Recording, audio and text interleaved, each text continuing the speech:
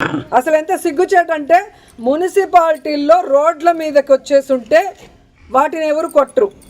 Road ఎక్కడుంది, ఇల్లు ఎక్కడుంది, ఇంటి ముందున్న దాన్ని కొట్టేసి కొట్టడానికి నోటీసు పాత డేట్లో నిన్నే కొట్టారు అంటే ఆఫీసర్లు కూడా ఎంత దిగజారిపోయారు అనేది ఇక్కడ అర్థమవుతుంది. సో ఆఫీసర్లను కూడా హెచ్చరిస్తున్నా, ఇదే విధంగా కనుక మీరు తెలుగుదేశం పార్టీ చెప్పింది ప్రెషర్ అని చెప్పి పనికి మాలిన పనులు చేస్తే మీ మీద హరాస్మెంట్ కేసులు, ప్రైవేట్ కేసులు వేస్తాము.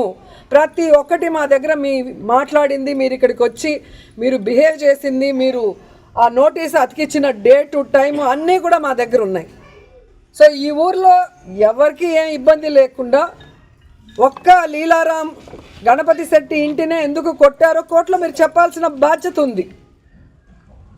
అలాగే ఏ ఊర్లో అయితే మీరు ఇలాంటి రూల్స్కి విరుద్ధంగా చేస్తున్నారో వాటి అన్నిటికీ కూడా సమాధానం చెప్పే విధంగా మిమ్మల్ని కోర్టులో నిలబెడతామని కూడా ఎంఆర్ఓకి, ఎంపీడీఓకి, పోలీసు వ్యవస్థకి కూడా హెచ్చరిస్తున్నాం. సో ఎవరు భయపడాల్సిన అవసరం లేదు.